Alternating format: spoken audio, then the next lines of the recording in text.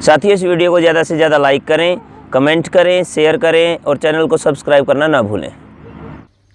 ओम विश्वानि देव सवितर्दुरितानि परासुव यद्भद्रं तन्नयासुव। ओम यतो यतः समीहसे ततो नो अभयं कुरु शन्नः कुरु प्रजाभ्यो अभयं न पशुभ्यः। केंद्रीय आर्य युग परिषद के तत्वावधान में निरंतर इस कोरोना लॉकडाउन के दौरान चल रहे वेबिनार के बहुत सारे कार्यक्रमों में आज का बहुत ही विशेष जो कार्यक्रम आयोजित हुआ है, इस कार्यक्रम की अध्यक्षता कर रहे हमारे बहुत ही सम्मानित विद्वान तपोवन आश्रम देहरादून के बहुत ही सुयोग्य सचिव अनुभवी आदरणीय इंजीनियर प्रेम प्रकाश शर्मा जी, इस पूरे आयोजन के सूत्रधार, इसके संचालक, केंद्रीय आर्य युग परिषद के राष्ट्रीय अध्यक्ष और आर्य समाज की शिरोमणि संस्था सार्वदेशिक आर्य प्रतिनिधि सभा के उप प्रधान, युवा नेता आदरणीय श्री अनिल आर्य जी, इस अवसर पर इस कार्यक्रम में विशेष रूप से जुड़े हुए मेरे बहुत ही अजीज, बहुत ही प्रिय आर्य जगत के उदीयमान आर्य भजनोपदेशक तेजस्वी आदरणीय भानु प्रकाश शास्त्री जी, हमारी जिन बहनों ने आज इस कार्यक्रम में भजन प्रस्तुत किए हैं, विशेष रूप से उनमें हमारी आदरणीय प्रतिभा सप्रा जी, आदरणीय बहन संगीता जी, आदरणीय बहन उर्मिल जी, आदरणीय मीरा जी और बहुत सारे नाम जो आदरणीय अनिल जी ने अभी आपके समक्ष रखे, जो इस कार्यक्रम से जुड़े हुए हैं, उन सब के लिए, और हमारे आदरणीय श्री नरेंद्र सुमन जी जो आर्य जगत के बहुत ही प्रसिद्ध गायक और उपदेशक भी हैं, और आर्य युग परिषद के जितने भी कर्मठ कार्यकर्ता हैं, विशेष रूप से महासचिव महेंद्र भाई जी, सौरभ गुप्ता जी और अन्य सभी साथी, मैं उन सब का अभिवादन करते हुए आप सब लोगों को इस कार्यक्रम के लिए साधुवाद देता हूँ। निस्संदेह आज जो विषय अनिल जी ने चुने हैं मेरे इस व्याख्यान के लिए, ये इस अवसर पर बड़े महत्वपूर्ण हैं। श्रावणी उपाक्रम हम सभी लोग प्रतिवर्ष मनाते हैं और श्रावणी उपाक्रम का जो दिन है वो हैदराबाद की मुक्ति का भी दिवस मनाया जाता है। अभी 3 अगस्त को मैं हैदराबाद में था और वहाँ पर हैदराबाद के आर्यजनों ने हैदराबाद मुक्ति दिवस के रूप में इस दिन को मनाया था। ये इसलिए मनाया जाता है कि इसी दिन उस एक प्रकार से जालिम शासक से हैदराबाद की मुक्ति हुई और उसके पश्चात ये दिन मनाया जाने लगा। आज प्रसंग इस बात का इसलिए जोड़ा गया क्योंकि इस श्रावणी उपाक्रम का जो उपलक्ष्य है ये निरंतर पूरे के पूरे इस मास में चलता रहता है। हमारे वैदिक विद्वान स्थान स्थान पर वेद कथाएं करते हैं और जन्माष्टमी तक तो निश्चित रूप से ये कार्यक्रम निरंतर हर आर्य समाज में, हर संस्था में आयोजित किया जाता है। श्रावणी के दिन शुरू करके जन्माष्टमी के दिन उसका उपसंहार होता है और वो इसलिए होता है कि श्रावणी उपाक्रम हमारे जीवन का एक बहुत महत्वपूर्ण पर्व है और योगेश्वर कृष्ण का जो जन्मदिन है अर्थात जन्माष्टमी है, वह भी हमारे लिए बहुत ही विशेष प्रेरणा का दिन होता है, क्योंकि योगेश्वर कृष्ण वैदिक संस्कृति, भारतीय संस्कृति के एक ऐसे प्रकाश स्तंभ हैं जिनके जीवन से हमको सदैव संघर्ष करने की और धर्म के ऊपर चलने की प्रेरणा मिलती है। इसलिए बहुत ही सुंदर संयोग बनाया गया है आज इन विषयों को चुनकर। मैं अपनी बात प्रारंभ करने से पहले समस्त श्रोताओं को भी और जो इस कार्यक्रम से जुड़े हैं उन सबको भी, जहां हैदराबाद मुक्ति दिवस की, जहां श्रावणी उपाक्रम की और विशेष रूप से जहां योगेश्वर श्री कृष्ण की जन्माष्टमी की बहुत बहुत शुभकामनाएं देता हूं, वहां परमपिता परमात्मा से यह भी प्रार्थना करता हूं कि हम अपने जीवन में योगेश्वर कृष्ण के जीवन से और हैदराबाद आंदोलन के शहीदों के बलिदान से हम प्रेरणा लेकर के अपने जीवन को आगे बढ़ाने का निश्चय करें, आगे एक प्रकार से उन्नति की तरफ चलने का संकल्प लें, अपने जीवन में परोपकार की भावना, अपने जीवन में सदाचार की भावना, अपने जीवन के अंदर अन्याय से लड़ने की भावना हमारे अंदर आनी चाहिए। ये विशेष रूप से आज इस व्याख्यान के माध्यम से मैं चाहूँगा कि आप लोगों के भीतर ये संकल्प की अग्नि जल जानी चाहिए। हैदराबाद आंदोलन आर्य समाज के इतिहास के अंदर एक स्वर्णिम अध्याय है। हम और आप जानते हैं कि जब ये देश अंग्रेज़ों का गुलाम था, उस समय इस देश के अंदर अंग्रेज़ों के शासन के दौरान में बहुत कुछ इस प्रकार का अन्याय और अत्याचार हुआ, जिसका प्रतिकार करने के लिए बहुत संगठन सामने नहीं आए। यदि मैं ये कहूँ तो अतिशयोक्ति नहीं होगी कि पूरे राष्ट्रीय आंदोलन के अंदर जितनी महत्वपूर्ण भूमिका, जितनी अधिकतम भूमिका आर्य समाज और आर्य समाज के कार्यकर्ताओं और नेताओं ने निभाई, उतनी किसी और संगठन की भूमिका दिखाई नहीं देती।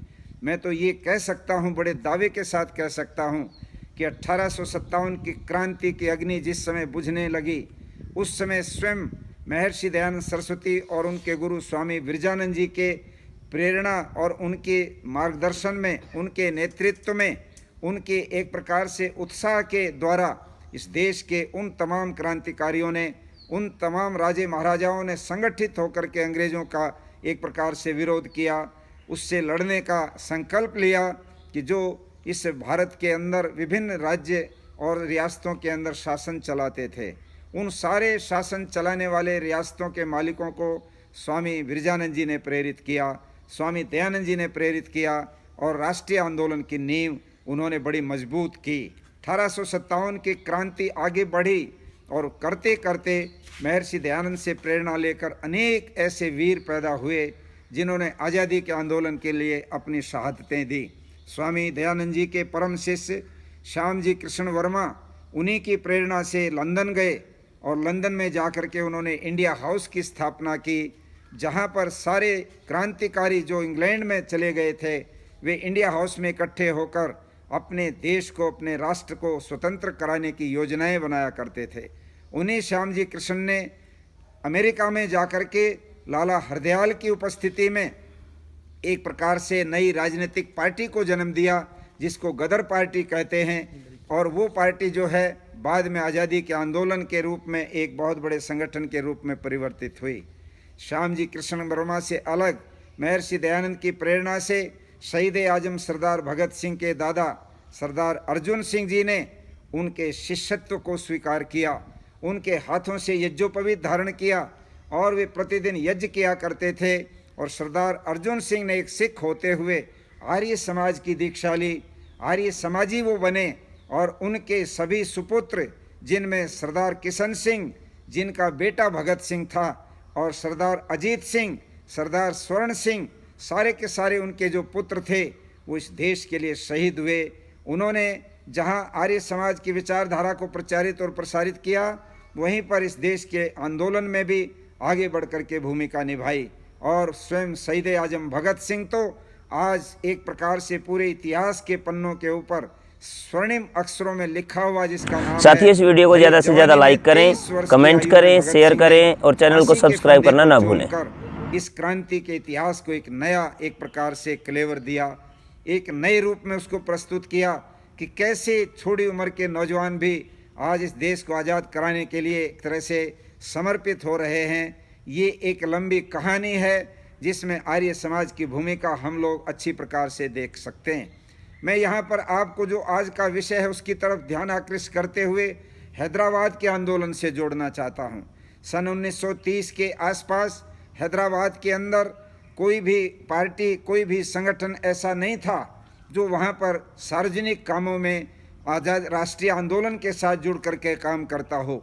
ना उस समय कोई राजनीतिक पार्टी ही वहाँ पर बनी थी जिसकी इकाई वहाँ पर काम करती हो। स्वयं जो इस देश के अंदर बहुत लंबे समय तक सत्ता में रही कांग्रेस, उसका भी कार्य उस समय हैदराबाद में प्रारंभ नहीं हुआ था।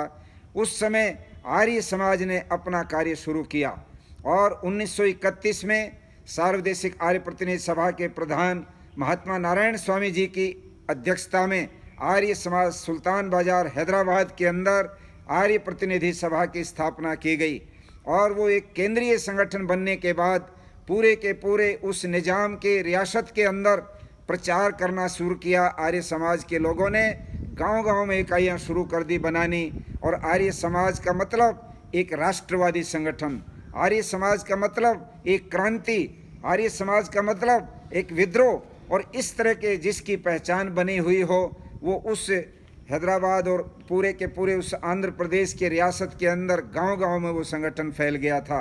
मैं आपको थोड़ा सा पीछे ले जाना चाहता हूँ। हैदराबाद आंदोलन जिस निज़ाम की देखरेख के उपस्थिति में हुआ था, वो निज़ाम मीर उस्मान अली खान, जिसका एक लंबा इतिहास है, कैसे उसको वहाँ का राज्य मिला, इसकी 7वीं पीढ़ी में, अर्थात इस वंश के जो सबसे बड़े पहले राजा थे, जो शासक थे, उनका नाम था उल मुल्क आसफ जाह अव्वल। ये वो व्यक्ति थे जो विदेशों से आए हुए एक तुरानी नाम के व्यापारी के वंशज थे, और ये औरंगजेब के बड़े ही एक प्रकार से दलाल कह लीजिए, एजेंट थे, उनको खुश रखते थे। औरंगजेब ने भी इसको दक्षिणी भूभाग का सूबेदार नियुक्त किया था, किंतु 17 से 24 के आसपास इसी व्यक्ति ने वहाँ पर अपने आप को स्वतंत्र वहाँ का शासक घोषित कर दिया, और अंग्रेज़ों के साथ भी इसने अपनी तालमेल कर ली। अंग्रेज़ों की तालमेल के आधार पर ये वहाँ का एक प्रकार से स्वतंत्र शासक बन गया। इसी शासक की जो 7वीं पीढ़ी, 7वां जो शासक था वो था मीर उस्मान अली खान। ये जिसको हम निज़ाम हैदराबाद कहते हैं, ये उसकी 7वीं पीढ़ी का व्यक्ति था, और ये अंग्रेज़ों का पिट्ठू था, ये अंग्रेज़ों का बहुत बड़ा भक्त था, अंग्रेज़ों की चापलूसी किया करता था, सारे के सारे काम अंग्रेज़ों की सलाह से किया करता था। जो अंग्रेज़ चाहते थे वैसा ही उस रियासत के अंदर इसके द्वारा काम होता था। इसको अंग्रेज़ों ने बहुत सारे अवार्ड भी दिए थे, जिनमें एक बहुत ही प्रसिद्ध अवार्ड इसको मिला, जिसका नाम था यारे वफादार बरतानिया, अर्थात बरतानिया का वफादार यार, बरतानिया का वफादार सिपाही, उसका वफादार पिट्ठू ये निज़ाम था, और इसलिए ये अंग्रेज़ों का एक प्रकार से वहाँ पर हथियार बना हुआ था। इसके निज़ाम के राज्य के अंदर बड़े बड़े जमींदार, बड़े बड़े मनसबदारों, वतनदारों, देशमुख और पांडे जो पदों वाले लोग थे, जो बहुत अमीर लोग थे, उनका ही वर्चस्व था। वे गरीबों का शोषण करते थे। गरीब के घर में यदि कोई अच्छा प्रतिभावान बच्चा भी पैदा होता तो उसको भी कोई अच्छी नौकरी मिलती नहीं थी, वह भी नौकरियों से वंचित किया जाता था, और इन्हीं के बच्चे खास तौर पर नौकरियों में जाते थे। मैं आपको इस निज़ाम की जो रियासत थी वो बहुत दूर तक फैली हुई थी। आज तो आंध्र प्रदेश अलग प्रदेश है, किंतु उस समय के निज़ाम की रियासत में कर्नाटक का बीदर और रायचूर जिला, और मराठवाड़ा के भी परभणी और लातूर और ये जितने ज़िले थे, उस्मानाबाद वगैरह, जो आज महाराष्ट्र में आते हैं, ये सारे के सारे उस निज़ाम की रियासत के हिस्से थे। और इतनी बड़ी उस रियासत का जो क्षेत्रफल था वो था 82,693 वर्ग मील। एक बहुत बड़ा भूभाग उस निज़ाम के नीचे आया हुआ था। आश्चर्य की बात यह है, इतने बड़े भूभाग के ऊपर 1941 की जनगणना के आधार पर जो आंकड़े मिलते हैं उसमें दिए गए हैं कि जब वहाँ जनगणना हुई तो आबादी के हिसाब से सबसे बड़ी आबादी लगभग 85%, 85.3% आबादी हिंदू समाज की थी, और केवल 12.7 जो प्रतिशत थी आबादी वो मुसलमानों की आबादी थी। मुश्किल से बहुत थोड़े से 0.2% ईसाई थे, और बाकी सब के सब हिंदू समाज वहाँ पर रहता था। किंतु इतनी बड़ी बहुसंख्य हिंदू समाज के ऊपर केवल थोड़े से मात्रा में जो मुसलमान थे उनका प्रतिनिधि निज़ाम शासन करता था। इन सारे हिंदू समाज का शोषण होता था। इनको नौकरियों में और किसी भी जगह कोई बहुत विशेष महत्व मिलता नहीं था। नौकरियों की जहाँ तक बात कही जाए, उस समय का सर्वे कहता है कि उस प्रांत की, उस राज्य की, उस रियासत की जो प्रमुख नौकरियाँ थी, बड़े पदाधिकारी जिनको कहते हैं, वरिष्ठ जो ब्यूरोक्रेट थे, उनमें लगभग उनकी संख्या 86 जो है वो शिया मुसलमान थे, 35 जो है सुन्नी मुसलमान थे, और 26 अफसर हिंदू थे। और ये हिंदू अफसर भी जो उत्तर भारत से कायस्थ और खत्री लोग गए हुए थे, उन्हीं के परिवारों के बच्चे थे। वहाँ के रहने वाले तेलुगु भाषी, वहाँ के रहने वाले कन्नड़ भाषी, वहाँ के रहने वाले मराठी भाषी, या वहाँ के जो लंबाड़ा बिरादरी के लोग थे, जो जंगल में रहते थे, जिनकी भाषा लंबाड़ी थी, उनका कोई भी नौकरियों में स्थान नहीं था। उनकी घोर उपेक्षा होती थी। और भाषा की दृष्टि से भी यदि आप ये सुनेंगे तो कितना बड़ा अंतर था कि वहाँ पर भाषा बोलने वाले जो थे, जो हिंदू थे, जो कन्नड़, तेलुगु, मराठी, उर्दू, लंबाड़ी आदि, वे सारे के सारे 79 लाख थे। और जो मुसलमान थे वो 21 लाख लोग थे। कुल आबादी उस समय निजाम की 1,61,00,000 की थी। ऐसे उस निजाम के शासन के अंदर मैं ये देखता हूँ कि उस निजाम ने वहाँ पर जिस तरीके से आबादी का आकलन था, उसने सोचा कि मुसलमानों की आबादी यदि कम रहेगी तो एक समय आएगा कि ये हिंदू आबादी किसी न किसी रूप में संगठित होकर मुझे यहाँ सत्ता से हटा भी सकती है। इसलिए उसने बड़ी योजना बनाई और उस योजना के 3 भाग बनाए कि 3 तरीके से मैं यहाँ पर मुस्लिम आबादी को बढ़ा सकता हूँ। नंबर 1, एक तरीका उसने अपनाया कि वहाँ पर जो वहाँ पर रहने वाले लोग थे, हिंदू लोग थे, उनके ऊपर अत्याचार बढ़ाए जाएं। उनके ऊपर अत्याचार होंगे तो मजबूर होकर वो अपनी इस मेरी रियासत को छोड़ के बाहर चले जाएंगे। तो बहुत बड़े अत्याचार उनके ऊपर करने शुरू कर दिए। दूसरे नंबर पर एक संगठन था जो तबलीगी के नाम से चलता था। उस संगठन को ये काम सौंपा गया कि वे लोग आकर के और यहाँ पर अपना मुसलमान बनाने का अर्थात धर्मांतर करने का अभियान तेज करें। उस संगठन का नाम था अंजुमन तबलीग इस्लाम। इसको ये काम सौंपा कि तुम पूरे निजाम की रियासत में आकर धर्मांतरण के काम को अपने हाथ में लो।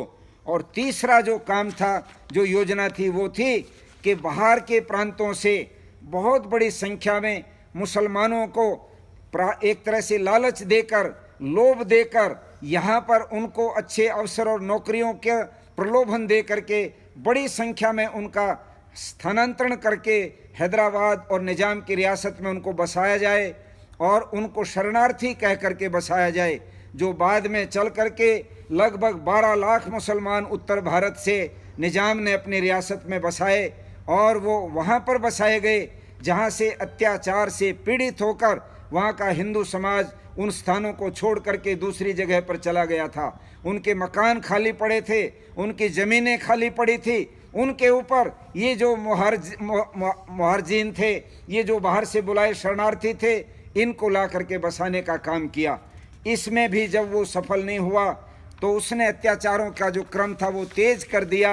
और उस समय सन 1934 के अंदर सार्वदेशिक आर्य प्रतिनिधि सभा ने, क्योंकि पूरे निजाम की रियासत में एकमात्र संगठन आर्य समाज का था जिसने निजाम के अत्याचार का जवाब दिया, आर्य समाज ने अपने सदस्य बनाने शुरू किए। लगभग 40,000 सदस्य एक वर्ष के अंदर बनाए। और जो लोग धर्मांतरण करके मुसलमान हो गए थे, दलित वर्ग के लोग, लगभग 28,000 ऐसे दलितों को जो मुसलमान बन गए थे, उनको शुद्धि सभा के माध्यम से वापस अपने वैदिक धर्म के अंदर दीक्षित किया। और निजाम को ये दिखा दिया कि आर्य समाज इस जुल्म को सहन नहीं कर सकता। आर्य समाज ही एक ऐसी संस्था है जो सबसे ज़्यादा बड़ा विरोध यहाँ पर कर सकती है। और इसको निजाम के नोटिस में अच्छी प्रकार से ला दिया गया। इस बात को दिल्ली से जाने वाले ख्वाजा हसन निजामी, जो एक बहुत ही खतरनाक और बड़ा खराब आदमी था, जो दिल्ली में भी शुद्धि सभा का विरोध करता था, जो दिल्ली में स्वामी श्रद्धानंद के शुद्धि आंदोलन का विरोधी था, वो भी हैदराबाद जाकर के निजाम के साथ समय समय पर मिलता था और उसको राय दिया करता था। उसने निजाम को ये कहा कि ये जो शुद्धि आंदोलन तुम्हारी रियासत के अंदर चला है, ये शुद्धि सभा जो बनी है, इसका जन्मदाता दिल्ली में रहता है श्रद्धानंद। और श्रद्धानंद का काम यदि तमाम हो जाए तो ये सारा का सारा जो धर्म परिवर्तन का कार्य है ये रुक जाएगा। और षड्यंत्र करके निजाम की सहायता से अब्दुल रशीद नाम के एक व्यक्ति को इस ख्वाजा हसन निजामी ने स्वामी श्रद्धानंद जी की हत्या के लिए तैयार किया और उनको एक प्रकार से उनकी हत्या करवा दी गई। बाद में पता लगा इसी अब्दुल रशीद के परिवार को निजाम हैदराबाद ने आर्थिक सहायता के रूप में कई वर्ष तक उसको एक तरह से पेंशन दी, उसको पैसा दिया ताकि उनको कोई किसी प्रकार की आर्थिक कमजोरी महसूस ना हो। जब हमारा देश ये निज़ाम की रियासत आज़ाद हो गई, भारत में विलय हो गई, उस समय पहले गवर्नर जनरल JN चौधरी, जो वहाँ पर जिन्होंने सेना की तरफ से कमांड संभाली थी, उन्होंने इस पेंशन को बंद किया था। ये एक इतिहास का उदाहरण है कि कितने बड़े षड्यंत्र इस निज़ाम की देख रेख के अंदर बने। हमारे स्वामी श्रद्धानंद जी को जिस प्रकार से शहीद किया गया, जैसे उनको मौत के घाट उतारा गया, वो अब्दुल रशीद और उसका जो एक प्रकार से जो मुखिया था ख्वाजा हसन निजामी, जो दिल्ली के अंदर शुद्धि सभा का बड़ा विरोधी था, बड़ा कट्टर मुसलमान था और बहुत ही जुनूनी था, उसने निजाम से ये काम करवाया। मैं ये कहना चाहता हूँ कि इन सारी परिस्थितियों को देखते देखते आखिर सार्वदेशिक सभा ने जब नोटिस दे दिया निजाम को, तो निजाम ने उसकी कोई परवाह नहीं की, उस नोटिस को रद्दी की टोकरी में फेंक दिया। तो 1937 के अंदर फिर जो है शोलापुर के अंदर एक बहुत बड़ा सम्मेलन सार्वदेशिक सभा की तरफ से आयोजित किया गया, जहां पर निजाम को चुनौती दी गई कि या तो वो अत्याचार बंद करे, या तो वो धर्म के लोगों के ऊपर लगाएगी पाबंदियां हटा ले, वरना आर्य समाज राष्ट्रीय स्तर पर इसके खिलाफ आंदोलन करेगा। परंतु निजाम ने इस घोषणा का भी, इस चेतावनी का भी कोई नोटिस नहीं लिया, उसके ऊपर कोई प्रभाव नहीं पड़ा। आखिर सार्वदेशिक सभा की ओर से 1938 के अंदर आंदोलन शुरू कर दिया गया। दिसंबर 1938 में इस आंदोलन के अंदर सबसे पहला जत्था महात्मा नारायण स्वामी जी, जो सार्वदेशिक सभा के प्रधान थे, उनकी उपस्थिति में गुरुकुल के ब्रह्मचारियों का जत्था वहाँ पर जाकर के उसने हैदराबाद के अंदर गिरफ्तारी दी। उनको गिरफ्तार कर लिया गया और उनको शोलापुर छोड़ दिया गया, रियासत से बाहर ले जाकर। किंतु बाद में स्वामी जी ने फरवरी के अंदर फिर से गिरफ्तारी दी और वो बीदर में जाकर के गिरफ्तार हो गए। उनको 1 वर्ष की सज़ा सुना दी गई। उनके बाद सारे आंदोलन के सेनापति तय कर दिए गए थे। उनमें दूसरा सेनापति था चांद किरण शारदा, जो बाद में परोपकारिणी सभा अजमेर के प्रधान बने। उनके नेतृत्व में एक बहुत बड़ा जत्था, लगभग 130 लोगों का जत्था हैदराबाद के अंदर गिरफ्तार हुआ और उनको भी लगभग 3 वर्ष की सज़ा सुना दी गई। उनके बाद खुशहाल चंद खुर्शद, जो बाद में महात्मा आनंद स्वामी बने, उनके नेतृत्व में 540 लोगों का बहुत बड़ा जत्था वहाँ पर गिरफ्तार हुआ और उनको भी लगभग 1.25 साल की सज़ा सुनाकर जेल भेज दिया गया। चौथा जत्था धुरेंद्र शास्त्री अर्थात स्वामी ध्रुवानंद जी का था। 5वां जत्था पंडित वेदव्रत जी, जो बाद में स्वामी अभेदानंद बने, उनका था। और छठा जत्था था महाशय कृष्ण जी, जो वीर प्रताप अखबार के मालिक थे जालंधर में और आर्य प्रतिनिधि सभा पंजाब के प्रधान भी थे। उनके नेतृत्व में छठा जत्था गया। और 7वां जत्था पंडित ज्ञानेंद्र जी का था, जिन्होंने लगातार गिरफ्तारियां दे करके जेलों को भर डाला।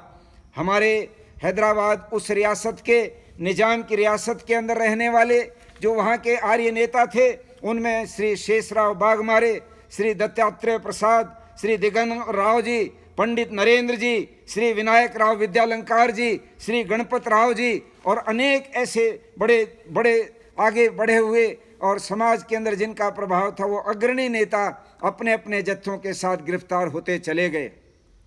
पंडित नरेंद्र जी, जो उस क्षेत्र के एक बहुत ही जाने माने क्रांतिकारी नेता थे, उनको एक स्पेशल मुन्नानर जेल के अंदर रखा गया, जो बहुत बड़े जंगल के अंदर थी, जिसको निजाम की रियासत की काले पानी की जेल माना जाता था। पंडित जी को 3 वर्ष की सजा, कठोर सजा सुनाकर वहाँ पर उनको भेजा गया था और उनसे कोई मिल भी नहीं सकता था। उस दौर में जो अत्याचार किए गए थे, बहुत सारे लोग जो जिनका रिकॉर्ड नहीं मिलता, उनकी संख्या तो बहुत बड़ी संख्या है जिनको मारा गया। किंतु इस आंदोलन के दौर में लगभग 23 लोग जो गिरफ्तार हुए, जेल में उनको मार दिया गया। और जो बाहर थे जेल के, लगभग 15 आदमी ऐसे थे जो बाहर उनको मारा गया। करीब 38 आदमी पूरे इस सत्याग्रह के अंदर शहीद हुए। उन शहीद लोगों में यदि मैं कुछ नाम गिनाऊं तो यहाँ पर अतिशयोक्ति नहीं होगी। इन सारे शहीदों के अंदर भाई बंसीलाल जी, जिनके छोटे भाई श्यामलाल जी को जेल में जहर दे करके मारा, और बंसीलाल जी को बाहर जो है उनको मार दिया गया। इसी प्रकार से हरियाणा के नौजवान सुनहरा सिंह जो सोनीपत जिले के बुटाना गांव के रहने वाले थे, नौजवान थे, उनको जेल के अंदर मारा गया। श्री महादेव जी, श्री राम जी, परमानंद जी, माधवराव जी, विष्णु भगवंता, स्वामी कल्याणानंद, स्वामी सत्यानंद, महाशय मलखान, वेद प्रकाश और धर्म प्रकाश, ये हलीखेड़ के रहने वाले नौजवान थे। पहले शहीद वेद प्रकाश हुए थे। और इसी प्रकार से शांति प्रकाश, रामनाथ, पांडुरंग, पुरुषोत्तम ज्ञानी, लक्ष्मण राव, वेंकट राव, भक्त अरोड़ा, नाथूराम, नंदू सिंह, गोविंद राव, मदन सिंह, रतिराम, शिवचंद्र, सदाशिव, ताराचंद, छोटेलाल, अशरफी लाल, फकीर चंद, माणिक राव, भीमराव, अर्जुन सिंह, सत्यनारायण, बैजनाथ, ब्रह्मचारी दयानंद, नरसिंह, राधाकृष्ण आदि के नाम उल्लेखनीय हैं। ये वे शहीद हैं आज जिनको हम याद करते हैं, आज उनको हम श्रद्धांजलि अर्पित करते हैं। ये नौजवान अगर जवानी अपनी नहीं देते निजाम के खिलाफ तो उसका किसी भी रूप में वो एक तरह से प्रतिकार नहीं हो सकता था। विषय लंबा हो रहा है और लंबा होने के कारण से मैं इसको समेटना चाहता हूँ। 1946 में जब इंग्लैंड की पार्लियामेंट के अंदर ये बिल पास हो गया कि भारत की आज़ादी जो है उसको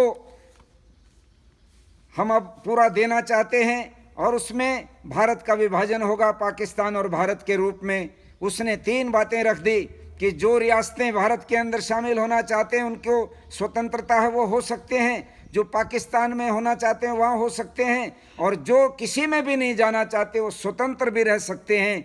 इस घोषणा का लाभ निजाम ने उठाना चाहा और निजाम ने ये निश्चय किया कि मैं भारत के अंदर अपना विलय नहीं करूँगा।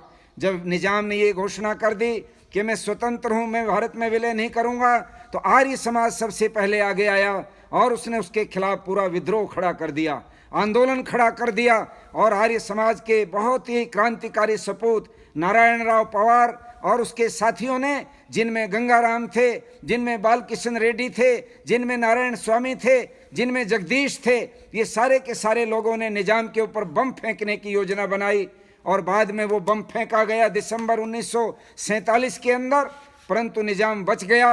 नारायण राव पवार और गंगाराम को सजा हुई फांसी की, किंतु बाद में जनरल जे.एन. चौधरी ने उनकी फांसी को एक प्रकार से आजीवन कारावास में बदल दिया। और 1949 में सरदार पटेल जब हैदराबाद के अंदर गए थे, वहाँ पर इन दोनों को जेल से बुलाया गया। भरी सभा में सरदार पटेल ने इन दोनों क्रांतिकारियों को मुक्त करने की घोषणा की और सबके सामने इस बात की तारीफ की कि आर्य समाज अगर इस काम में आगे बढ़ कर के काम नहीं करता तो ये हैदराबाद का निजाम भारत के अंदर अपना विलय आसानी से नहीं करता। अब भी इसको मिलाने के लिए 1200 लोगों की मौतें हुई हैं, हमारे 90 सैनिक भी मारे गए हैं और आम जनता भी मरी है, वहाँ के रजाकार भी मारे गए हैं। इस प्रकार से ये आंदोलन आर्य समाज के द्वारा जो लड़ा गया, भारत के आज़ादी और इस विलयीकरण के इतिहास में इस आंदोलन का एक अपना महत्वपूर्ण स्थान है। 4000 सत्याग्रहियों को स्वतंत्रता सेनानी का दर्जा भारत सरकार ने उस समय दिया और इस आंदोलन में 12000 सत्याग्रहियों ने भाग लिया, जिनमें 7000 सत्याग्रही भारत के दूसरे हिस्सों से आए थे और 5000 सत्याग्रही वो निजाम रियासत में रहने वाले जो आर्य थे वे लोग थे। मैं इस बात का उपसंहार करते हुए यहाँ पर इतना जरूर कहूँगा कि हैदराबाद के इस सत्याग्रह से हम लोगों को प्रेरणा लेनी चाहिए। आज के शासक, आज के जो लोग सत्ता में हैं, मैं देश के प्रधानमंत्री नरेंद्र मोदी जी से भी कहना चाहता हूं, आर्य समाज के राष्ट्रीय आंदोलन, हैदराबाद आंदोलन और इस प्रकार से धर्मांतरण के माध्यम से जो लोगों को बहुत ज़्यादा विधर्मी बनाने के जो कुचक्कर चले, उन सब में शुद्धि सभा के माध्यम से, शुद्धि आंदोलन के माध्यम से या और किसी रूप में भी जो ऐतिहासिक काम किए हैं उनको आप भुलाओ मत। आर्य समाज और आर्य समाज के महापुरुषों को आज आपको सम्मान देना चाहिए। आज ऋषि दयानंद को वो स्थान देना चाहिए जो उनके लायक है। वो केवल भारत के पितामह नहीं, वो भारत के एक प्रकार से पितामह के रूप में, राष्ट्रपिता नहीं, वो तो बहुत बड़े ऊंचे दर्जे पर उनका स्थान आता है। और जो आर्य वीर जो बलिदान हो गए, उनका भी अपना एक स्थान है इतिहास के पन्नों पर। उनको पूरा का पूरा सम्मान और प्रतिष्ठा दी जानी चाहिए। ये हम बड़े दिल से आपसे ये अपेक्षा रखते। साथियों, इस वीडियो को ज़्यादा से ज़्यादा लाइक करें, कमेंट करें, शेयर करें और चैनल को सब्सक्राइब करना ना भूलें।